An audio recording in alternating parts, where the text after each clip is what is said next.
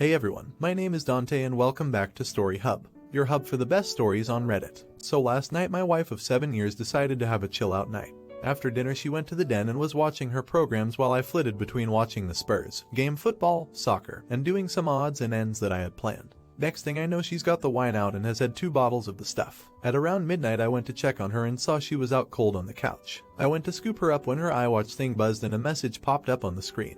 It said something along the lines of haha I can't do that, my name would knock 7 shades of shot out of me. I wondered what the frick that was all about, so I pressed on it and it was a conversation between my wife and a friend of mine. Now I wouldn't say this guy is a close friend of mine, but he's someone I've played 5 sides with for years, drank with and have known since we were teenagers. We used to call him a jacket holder because when we got into scraps as teens he'd always be the guy holding the jackets while everyone else went for it.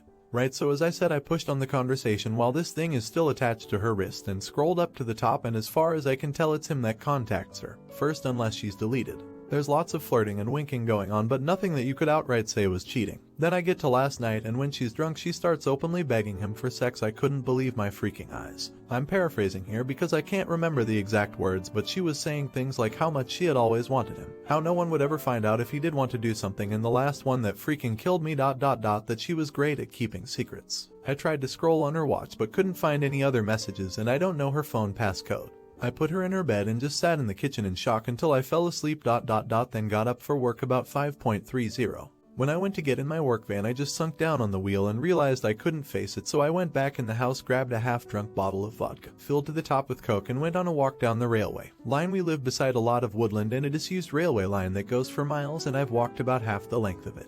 I'm sitting under a railway bridge like a freaking troll right now, just seething at the whole thing. You'd probably think there's a fire going from about a mile away due to the steam coming out of my ears. So what do? I don't want to speak to her. I can't even bear to look at her after reading that shot. It was like a dagger through my heart. I just feel like every morsel of love I had for her has evaporated into thin air after reading her begging like that. Fucking yuck. I honestly want to ghost her, man. If I could I would never speak to her again.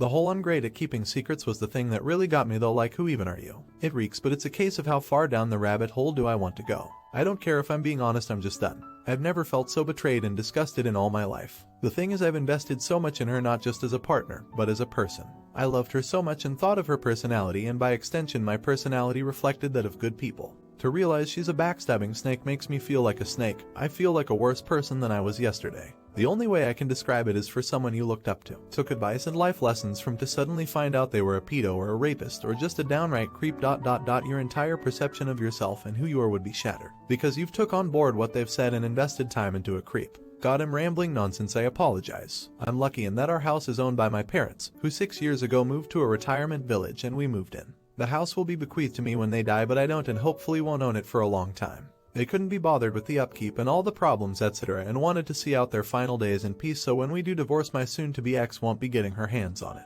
So what do I do then? I'm honestly thinking of just not saying a word and throwing her right out. Also, while walking here it went through my mind to get my mate who's a locksmith to quietly change the locks. Today I could feed her any old garbage about something from the doors being broken. She won't care what's going on anyways, as long as I'm about. Then after he's done, lock the front door and tell her to come out and look at something out the back. When she comes out just run back in and lock the door behind me. That sounds childish as frick, doesn't it? Seriously though, I don't know what I'm gonna do. I'm staring at a bottle right now and my life feels like it has been ripped apart at the seams. As for that prick so-called friend of mine, there's no doubt he was up to something here. There's also no doubt I wouldn't have caught wind of this at all, so I'll be seeing him very soon. Never mind holding jackets, he'll be holding his face. I then went to a friend's house to calm down. I threw the vodka away. She has been texting me asking where I am as my work van is still in the driveway. I text her saying there is a problem with the engine, so I gotta lift into work. I'll make my move tonight. Now it's the next day and I'm feeling weird. Throughout the morning I was getting multiple texts and phone calls from my wife asking where I was and what the hell was up, as my work van was still sitting in the driveway and I was nowhere to be seen. I texted her back telling her that there was a problem with the engine, so I gotta lift into work, which she seemed to buy as she just texted back saying okay. When my friend got back from his work at about 5 o'clock I told him everything that had happened and asked him his opinion. I also told him not to tell anyone about the jacket holder, as that might then get back to my wife, which I didn't want at this point. I would deal with him later. By that I mean I'll expose what a little rat he is. Knocking the frick out of him doesn't help me at all as of now.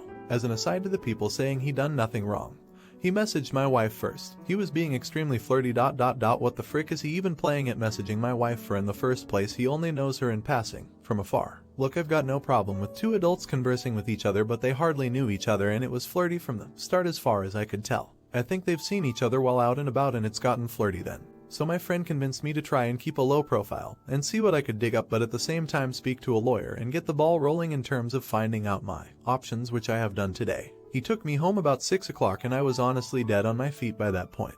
I think the adrenaline pumping the entire day then suddenly stopping knocks it right out of you, so I was extremely tired when I got home. The second I walked through the door I knew something was up, as my wife was on me right away asking me all sorts of questions about work. I asked her why does she even care. She said that I'd left my big flask and my lunch bag in the front passenger side seat and something's been up today. She could feel it. I was about to lie, but I was just too tired. I couldn't be bothered putting any sort of charade up, so I just said yeah, there is something up. That when I was putting her drunk arse to bed last night a message came up on her iWatch, which I read ... and all the other ones ... and that she was a freaking disgusting cheat that I wanted nothing more to do with. Her demeanor went from an arms crossed person in power to a scared little girl within about a second. Good at keeping secrets, eh?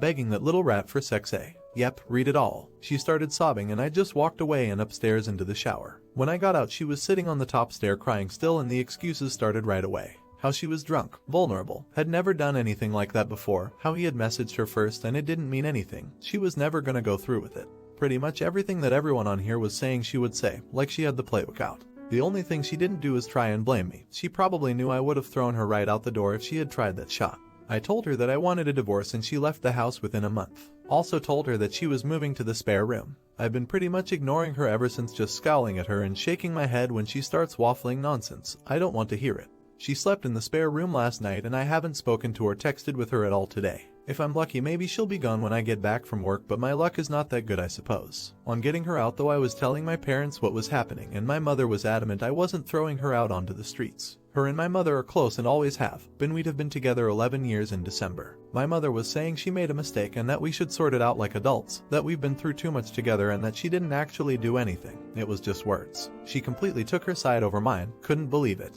Could this frick me here? Like, do I have no right to ask her to leave if my mother is against it? It's literally gonna be my house when my parents pass and I did nothing wrong, so I'm not leaving. It's probably gonna turn into War of the Roses Part 2. I managed to get myself an appointment with a divorce lawyer for next week, so I'll be going to that to discuss my options. Until then I'm just gonna ignore my soon-to-be ex-wife, I guess. I know she's probably not gonna admit anything else now. I'll never know if she was a really good liar or she was just talking shot to him to get him on side with her for an affair. 20-day update. It's now been 20 days since I found out my wife was trying to cheat on me with my friend and the situation has become hellish. I gave her a month to get out and she's been sleeping in the spare room, but it's clear now she doesn't have any intention of going after she got in my mother's ear. She doesn't have anywhere to go at any rate, but that's not my problem. I've seen my divorce lawyer multiple times and am now in the process of drawing up a divorce petition and having my wife serve divorce papers. I've also opened my own bank account and taken 50% of the balance from our shared account. The atmosphere around the house has been weird to say the least. The living room has turned into a no man's land where no one frequents, as we both spend the majority of our time in our rooms. I've also intentionally been working late a lot so I don't have to interact with her much. I had been completely ignoring her, but after reading about the 180, have started implementing that and been civil if a little cold towards her. I'm so glad I did this, as I was beginning to feel like a monster refusing to acknowledge her existence. It was not the right way to behave and I ended up feeling like the one who had wronged her, rather than the other way around. The only time I broke from the 180 was when I walked into the bathroom last week and she was sitting on the floor by the bath crying. I helped her up and instinctively gave her a hug, though it was more of a there type hug than one with much love attached to it.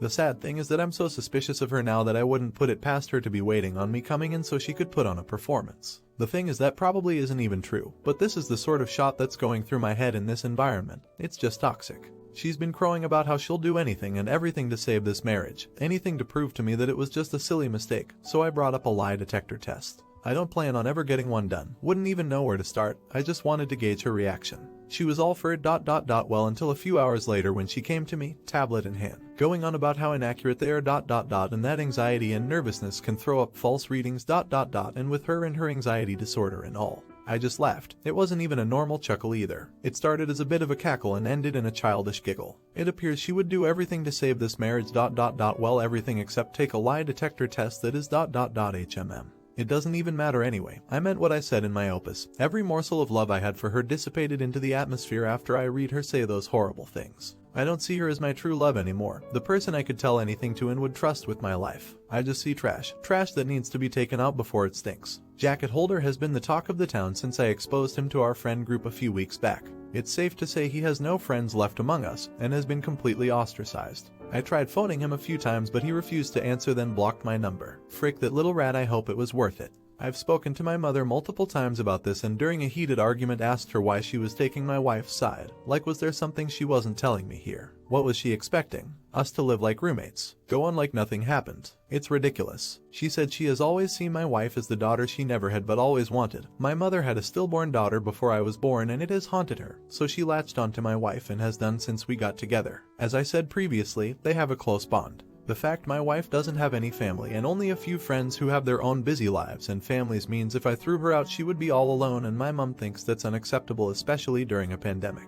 She tried to get me to come to a compromise, saying that in 3 or 4 months we can look at it again and see where we are mentally, and is pushing me to try couples counseling before I throw in the towel. I'm not doing that. The thought of being in the same house as my wife over Christmas makes me feel ill. She'll want to do it right as she does every year and it'll be a complete short show. My dad, God loves him, has never been much of a talker. Never up nor down, just always there. He's a quiet, proud but timid man, and my mother's word has always been the one that matters in our house. People on here have been telling me that I'm selfish and spoiled cause it's not my house and I have no right to make demands, but it's now a case of my wife or me for my parents. If worse comes to worse, then I'm ready to walk out the door and never come back. Frick this house. I have to be able to look at myself in the mirror with some semblance of self-respect, and someone has to keep their word in this debacle. If I do leave, my friend has said I can stay with him for a few weeks or so till I get myself sorted. If I do walk out the door though, I'm done with my parents. I'll never speak to them again in my life. They'll probably see it as me giving up on them, me walking away without trying to at least have a go at fixing things first. I see it as them choosing someone who broke my heart over me. Like, what will be the logistics of this once I'm gone?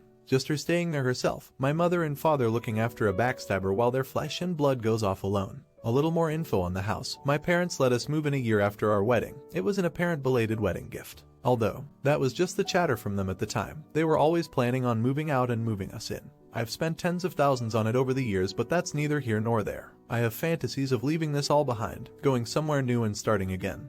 But I don't have anywhere else to go. I've lived in this town my entire life. It's all I know. Am I being too harsh here? I'm literally ready to slingshot my parents right out of my life.